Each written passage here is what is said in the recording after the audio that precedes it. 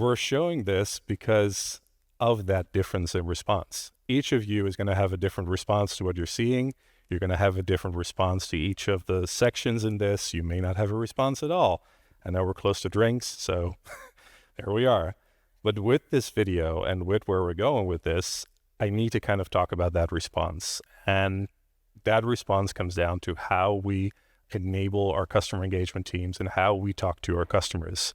And with that, I want to talk about Nick. Nick is a great customer for Focus Brands. He goes through about 3 of the 7 brands. He's part of the loyalty programs. The problem we had, though, about 1.5 years ago is that we didn't know exactly what was the creative that Nick was being presented that made him respond, that made him have a good customer experience. So when we talked about actually trying to up our customer lifetime value, we started to look at the creatives, and the creative that Nick received was all over the place. Like, not only did he get creative from different brands, he got it from different channels, he got it from different locations. It literally was overloading him. And it was, for us, practically impossible to say, okay, it's this channel, it's this creative, it's this aspect of it that actually made Nick a good customer.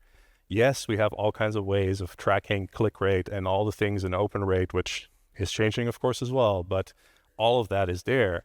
But to say, hey, this is the specific thing that Nick responds to, that was very difficult as a brand.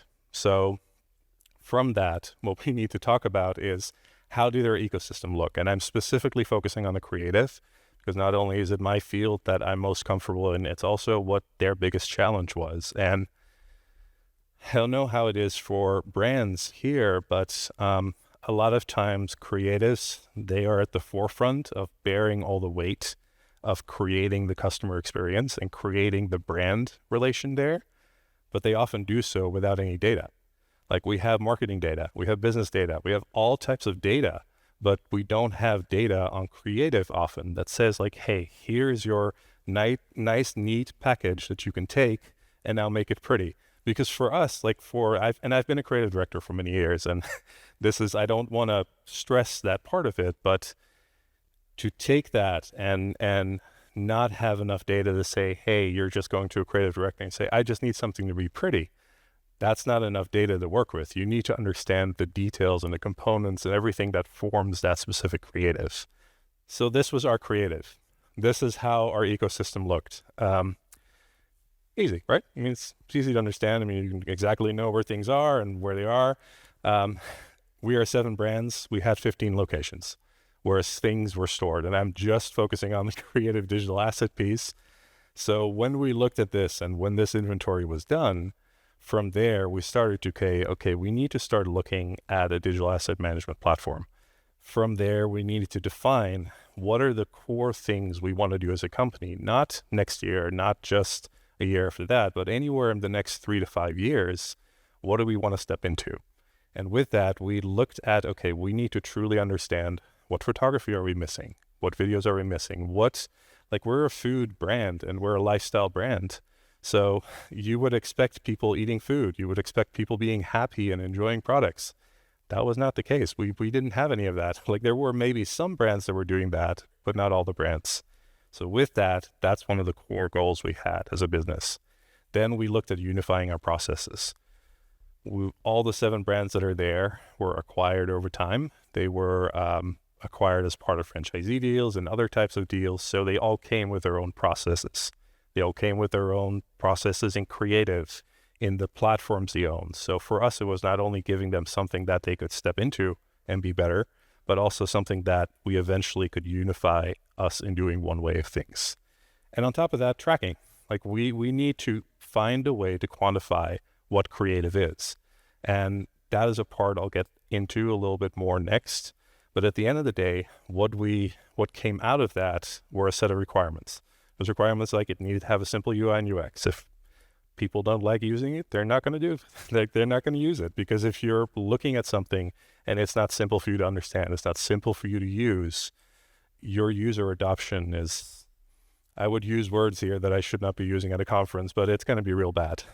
And from there on out, we also looked at a deep integration possibilities. So taking from that, the fact that we needed to unify our processes, that also came into the fact that we needed to unify the platforms that those processes were on.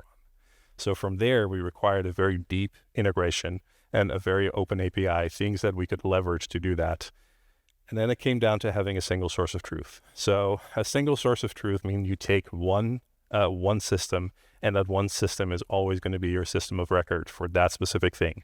So if you're talking digital assets, you have a version on Dropbox, you have a version on a server somewhere, you have a version on your own computer. That's not having a single source of truth. You need to centralize it in one system. That was very essential to us, because as what I'm going to talk to next on this is that we need to start tracking what the effectiveness of things is. And you can't do that if stuff is spread all over the place. So from there, we landed at DigiSuite. DigiSuite for us was the best combination because it had the simple UI, it had the integration, it had all the other features. And for us, it went further because we had some ambitious plans that we are currently in the process of implementing. So for us, that was the best option.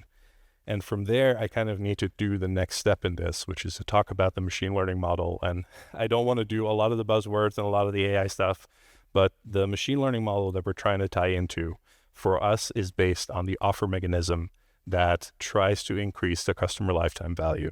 So the one lever we're trying to push is to see if we'd increase that, because if we can increase the customer lifetime value, it means they have to be happy, because they're not going to keep coming back and spending more if they're not happy, which means they have to have a good experience.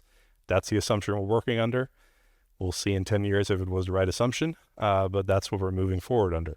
So looking at this picture here of the Cinnabon, what we're trying to do on the creative side is spread that out into different components. So we're not just looking at, hey, this is a pretty picture and it's doing well and all of that, and it's being used in campaigns. We're trying to break it down into specific elements. And with elements, I mean, like, there is a knife in this picture. We're looking at a Cinnabon. We're looking at a plate. We're looking at a wood underlayment, a table of some sort. There's flowers in there. There's a hand in there. Each of these individual components, plus the shapes that they design, is all information that is stored in our DAM. And from that information, what we're trying to do is we're going to learn about the customer more, not only from an idea of this is what works best for them for an offer, but also from the idea this is what best works for them as a creative. So from there, here's Nick again, being sucked into our little vacuum of machine learning, where this mechanism that we've been piloting over the last year or so is to understand deeply what is it that drives Nick specifically.